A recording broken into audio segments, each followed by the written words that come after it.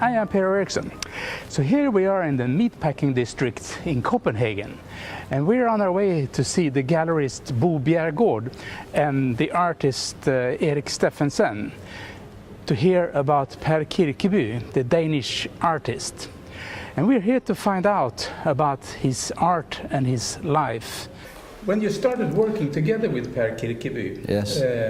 How did you approach him? There was no plan, actually. In reality, I met Per first time when I was working at Louisiana, where I was head of the daily operation at the museum.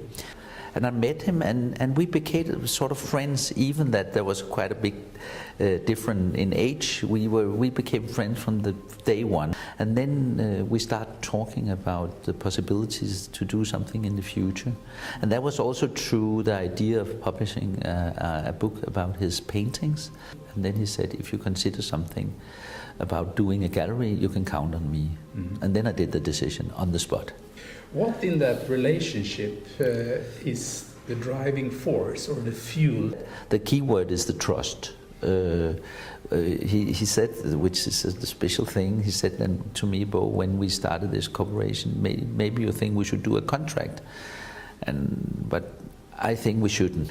We are cooperating together as long as I believe in you and you believe in me. That's the contract, and that was the contract we were working under for 20 years. It was a way of, also respect each other, what we were doing. It was something that gave energy to my life. I always admire Per's work, and I always, I saw the first exhibition in Museum Ludwig back in the 80s, and I was totally a big fan of him, and I was a collector in my spare time, so I know how important he was. When you work with an artist, you have to get close to him. For me, it was at least like that, because it's something about the relationship that you actually are representing an artist. I have a clear point that I'm an employee of the artist. It's the artist that is paying me for what I'm doing. And on the same time, the artists have to know and understand that they have an employee that they have to motivate. And I feel that kind of things, that was really working very fine with Per, because Per never ever doubted about what we were doing. He was always there for me when I asked him about some special projects. But he was also very precise in his work. He didn't compromise in terms of the artwork. That was his success in a certain way, that he always did his best. And that was actually also my success, that he always did the best. So when you're working with an artist that do the best, then you also know that you can be satisfied and proud of the work, and you can do something for the piece of art. So for me, that was the way, and he also knew that we were doing our best. So in that sense, it was a relationship. In the beginning, we had to prove it, and later it was just about believing it. Of course, there was, for me, it was also to do some project that was not just focused on presenting his paintings or his sculptures or his blackboards, but also something about doing some works that is for him very interesting. For example, producing books. Because we did, I think, 8 or 10 different artist books during the years, because these books was something that both him and I liked very much. We met through a book. We had some project together that we both liked very much, and put a lot of effort into it. And that was not the business part of the game. That was actually there where you can do something when you're not the artist, where you as a gallerist can do something, or as a publisher you can do something which remains also after he's not here any longer.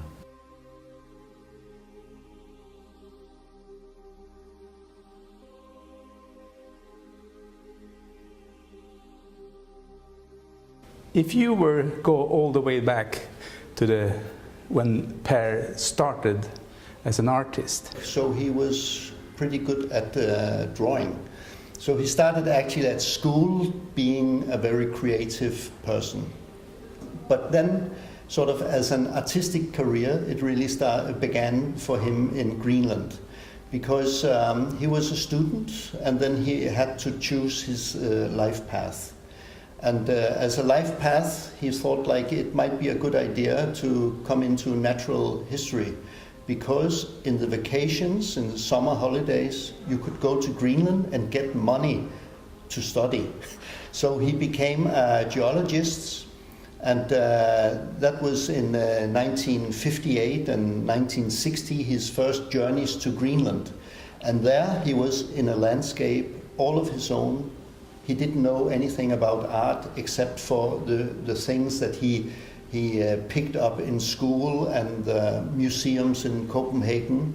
But suddenly he was there with his own tools and no competition from anything, just making drawings of fisher boats and landscapes and so on. So actually in this kind of period he had time of his own.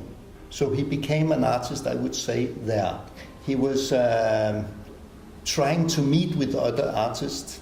He just bumped into a couple of guys in Copenhagen, which was the avant-garde Skole, it was called, the experimental art school. And there he met with Paul Gernes and Richard Winter, and they could see like, okay, this guy is very clever. He also has this kind of going to Greenland, being a geologist, and still he wants to be an artist.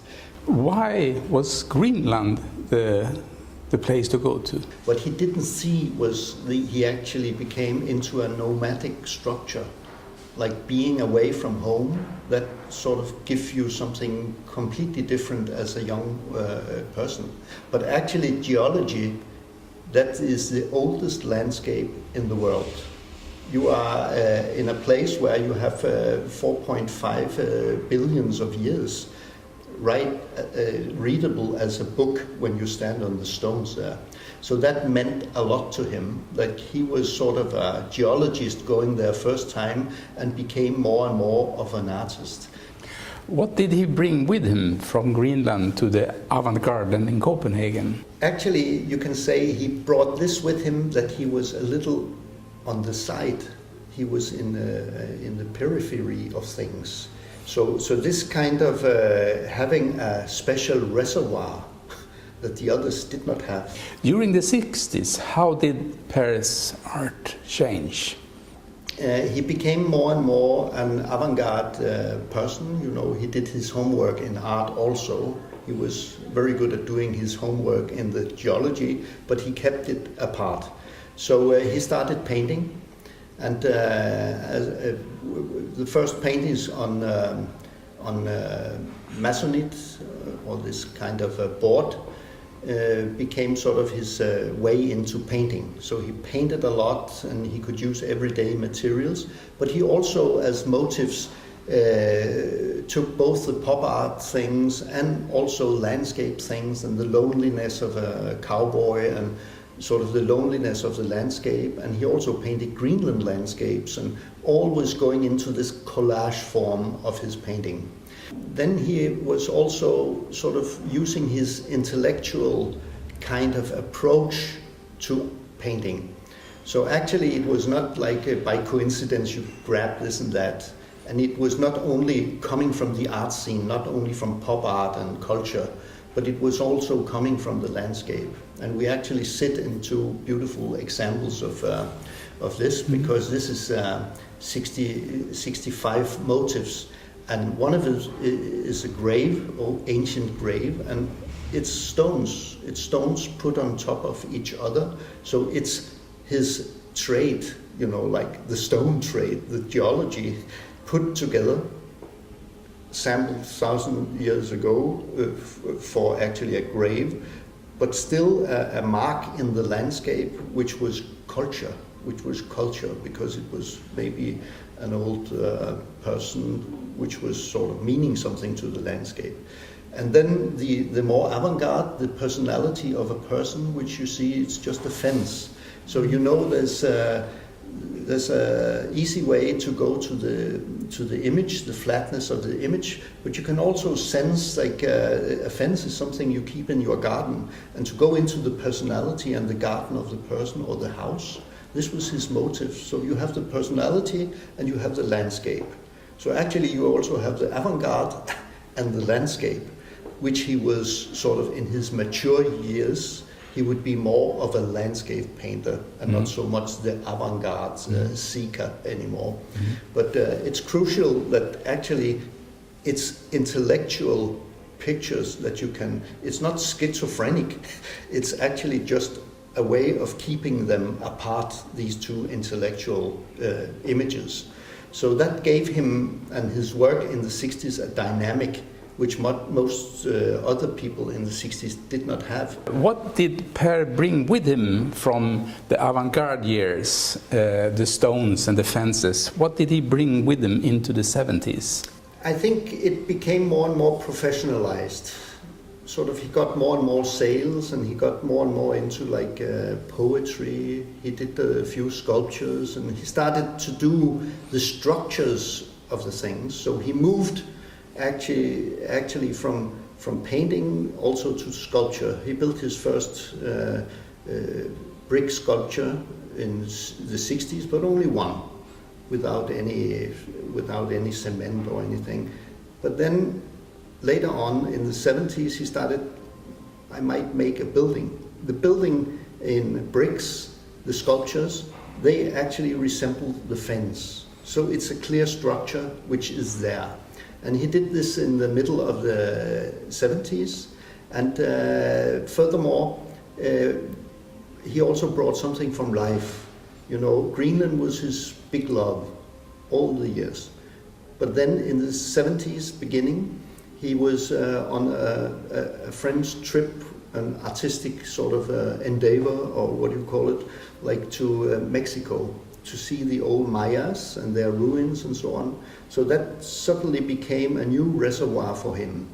So he actually developed this kind of painting where you start to use bricks, like he used the fences. He also have pictures with bricks, and he started framing some of his paintings with bricks, brick frames. In the late 70s, you can actually see the first really nervous paintings are sort of romantic, and they don't know where they belong. So actually, in this kind of brownish, Rembrandt-esque kind of modernist room, he tries to find a voice which is more of a normal landscape painter. And of course, since he is looking in books, it's not so easy for him.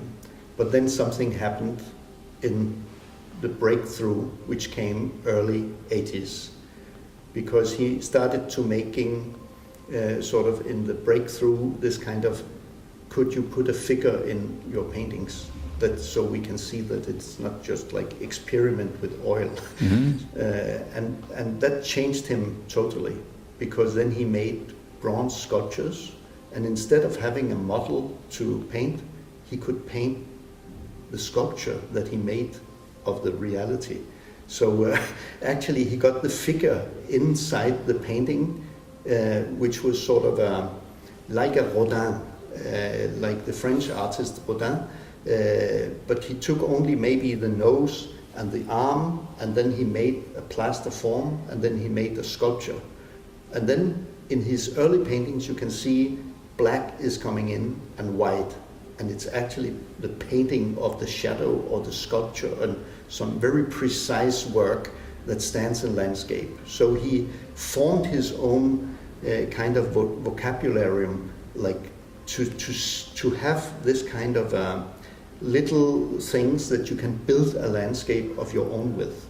So in the beginning of the 80s, being part of the international art world, so to speak, creating his name for himself, but still working in very different medias, how did that correspond to each other? The crucial point for him for this was a little before. It was actually He was also doing films, and like every kind of creativity was sort of taken seriously. So in the late 70s, he did a movie film, like a long, like about the Normannen, what do you call them, like the Vikings, actually.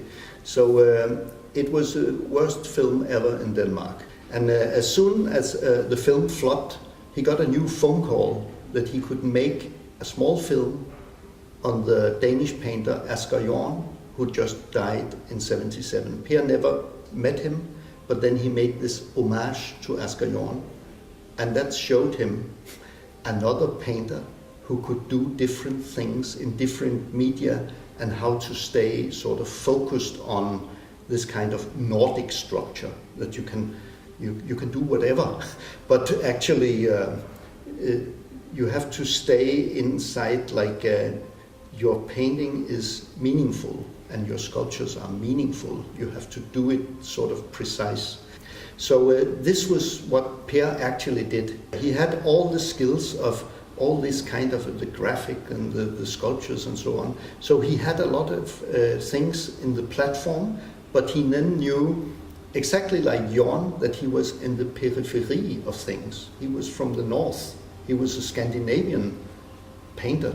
So he had the opportunity, should I move to a foreign country or should I stay at home and perform everything of my culture, also the Greenlandic, which is the Danish culture, and transform all this into my painting and out to the world.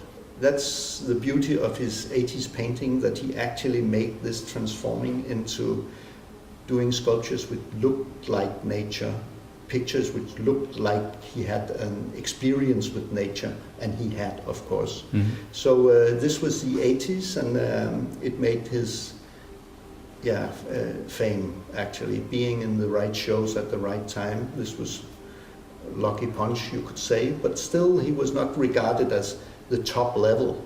But this was his luck, actually, because his career and his experiments were so broad that people actually know that this is the real stuff coming up now, because you can always dive into some new aspects of the work.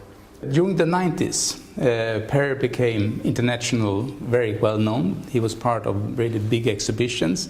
He also made brick sculptures more and more. How did that change his way of making art? I think he was very competitive. So he really wanted, like in his school days, to learn it, to make it up to everything, like, so he actually just broadened everything. So when people asked him something, like he would say, yes, if the conditions are right, we'll do it. He made maybe 1,000 book covers. This is not something you get rich from. This is because he loved the poetry which was in them. He loved the people who asked him, So he tried to like water, get new water in the water, so he wouldn't stand still. And this sort of transformed him again, because something which was the international art life just asking for more and more, and then a personal life where you could say, like, okay, I sit on Greenland, what are the others up to? The competitive, I cannot make anything, I'm out in the wild. So I think that meant a lot to him, to have still this kind of quiet space in nature where he could sort of be a person which could renew something of his work. But actually in the 90s you could see, here's a guy who tries to buy a house on the remote island of Læsø just to paint, just to be himself with all this kind of no nature or a lot of nature. So this really meant something to him, and you can see actually in the works, both the sculptures, the brick sculptures also, and also the paintings, that they are more thoroughly painted, like he paints in every square centimeter of the canvas. In the beginning you see all these compositions, but now it's sort of a love affair, with the canvas and the paint, that you could actually, you have time enough. So he builds up larger canvases.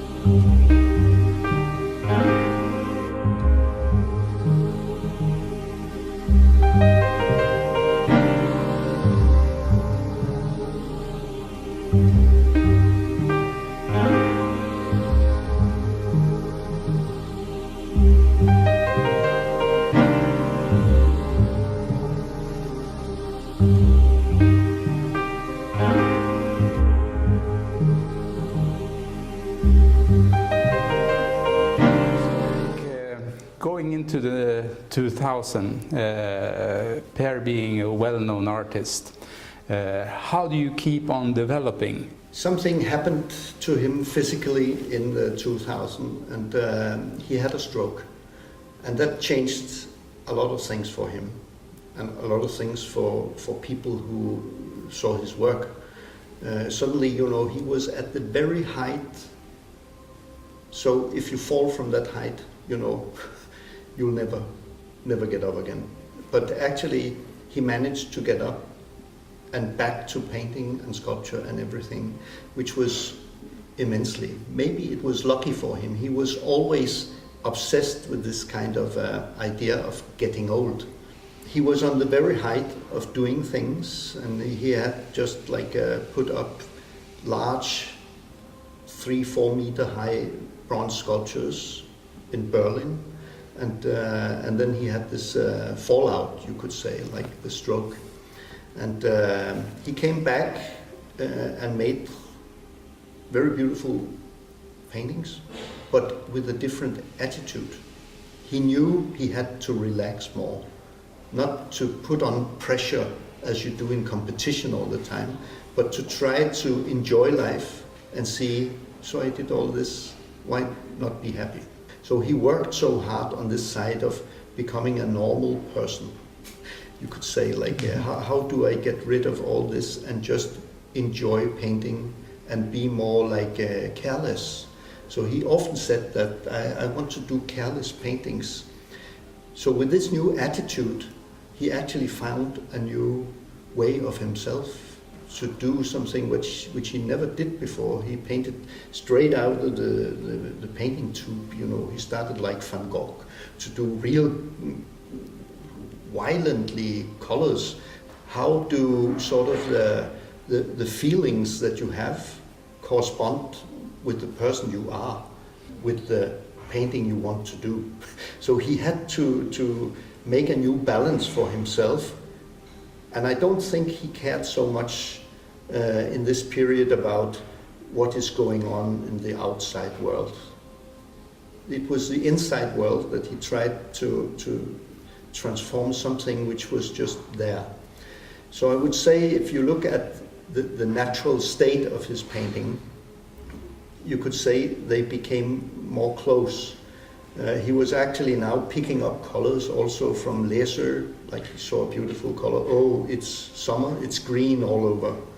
And he even called a painting verdammt green, you know, like, so fuck this green, but I have to paint it. You know, at some point he was very like an impressionist, you know, like going just through the needs which are there.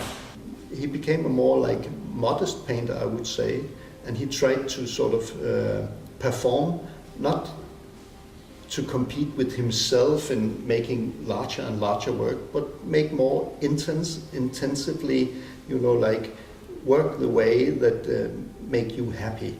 So that's sort of something what really renewed him.